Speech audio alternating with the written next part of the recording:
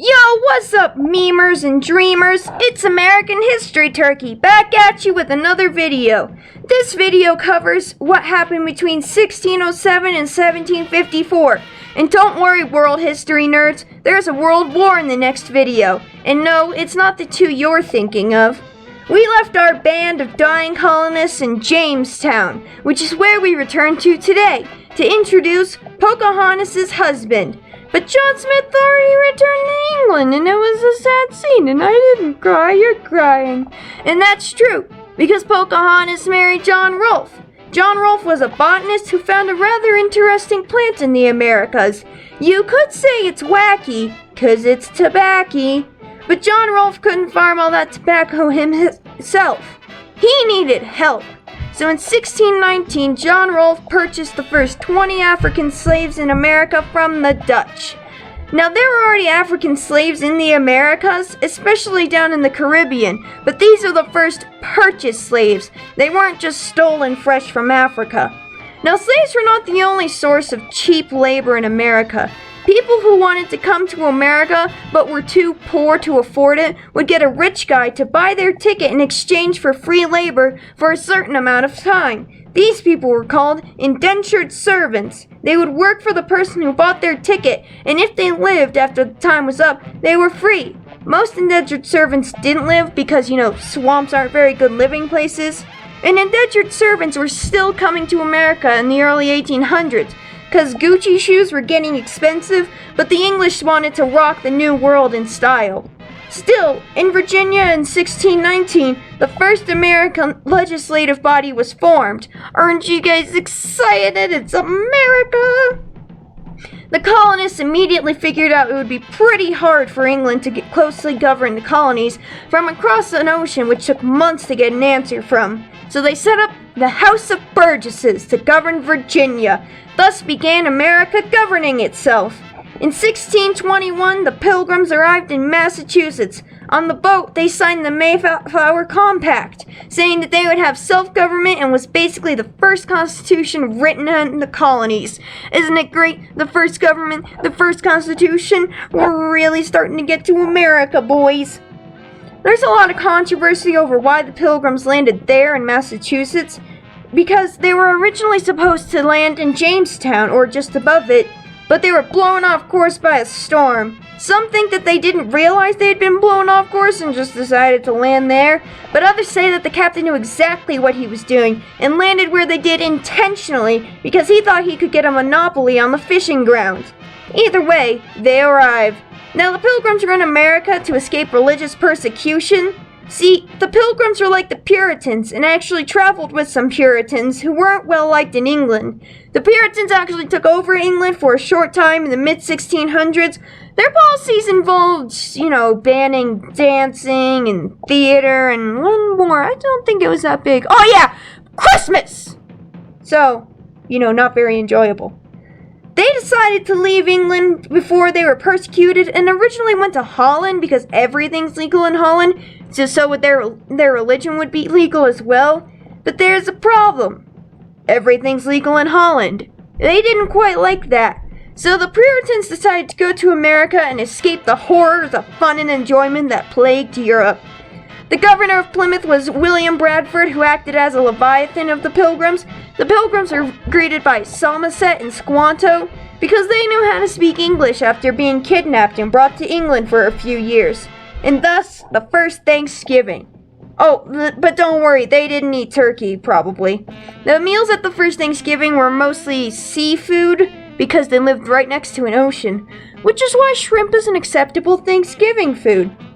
But the Wampanoags, Squanto's tribe, didn't like the colonists, nor the colonists them. The first Thanksgiving wasn't really friendly, it was more, how about you guys don't completely die off because you're too stupid to grow food yourself and we're going to teach you how to do it. But in the meantime, here, eat all our food. And in the meantime of that happening, the rest of the colonies were founded, and American History Dog has returned for another speed run, this time of the colonies being founded. Massachusetts was founded by Pilgrims, Rhode Island was founded for religious freedom by Roger Williams, Anne Hutchinson founded New Hampshire in 1639, Thomas Hooker founded Connecticut, and Virginia was back in 1607. Penn quaked in the woods, while New York was once New Amsterdam. Maryland was founded for the Catholics, the Carolinas started cotton, and Georgia was founded last in 1733 as a colony for criminals. Up in Massachusetts, the colonists and the Native Americans started to, not like each other. In the 1630s, the Connecticut and Massachusetts colonists had an all-out war with the Pequots. The Pequots lost horribly because the English straight up burned down their houses because, yeah, the English kind of suck. The Pequot Wars were the first instance where the British revealed how different and more horrendous their fighting strategies were compared to when the natives fought amongst themselves. A little while later, there was another war, Metacom's War, also called King Philip's War, because the colonists called King Philip, because they didn't want to learn how to pronounce his name, because they didn't care, because they were racist. The colonists won, of course, and put Metacom's head on a pike for a few decades outside the colony, and then they shipped his family off to the Caribbean to die. Once again, revealing to the Native Americans just how horrible the colonists could and would be. Back in New England in 1648, Old England sent over a new governor, Sir Edmund Andros, who everyone hated because he created the Dominion of New England. The Dominion was basically making all the colonies one, but the colonies said, "No way, we're all different, you can't combine us like that," and Sir Edmund Andros said, "Who's going to stop me?" And the colonists said, "We will," and they petitioned England and they went against Edmund's rules until in 1680, William of Orange and Mary's Glorious Revolution overturned the Dominion of New England and let the colonies govern themselves again. Yay!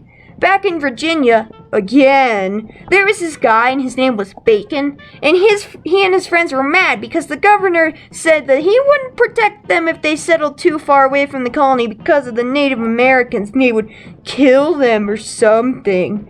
But Bacon wanted to live there anyway, so he said, "I'm gonna walk this way, and if I should get killed by an Indian, it'll be your fault." The natives attacked them, of course, for trespassing on their continent. And, a little bit further in on the continent. Bacon was steaming mad. So he got his friends into an army, and they all burned down Jamestown.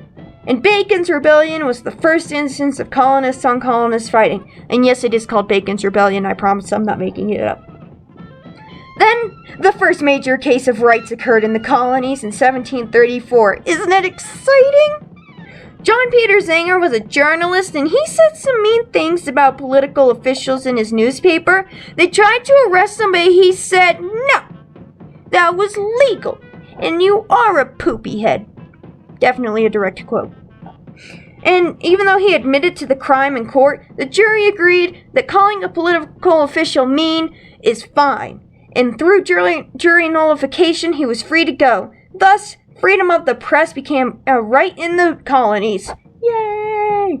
Over in Europe, France and England were having technical issues and started fighting each other, which then spread to the colonies. That's right, it's the First World War. Because in Europe, it was basically a world war, especially since it had reached another continent. The 7 Years' War, or French and Indian War, had begun in America in 1754. The war has to wait till next time, though. Place your bets now on who wins. I'll tell you one thing, it definitely wasn't the Native Americans, that's for sure. We just won't let them win, because we're mean. Tune in next time to hear about the war. Let your world history friends know as well. They like this war. And hey, subscribe if you enjoyed the video. And if you liked the video, feel free to express yourself by clicking the button under the video in the shape of a thumbs up. Until next time, gobble gobble, your grade's in trouble!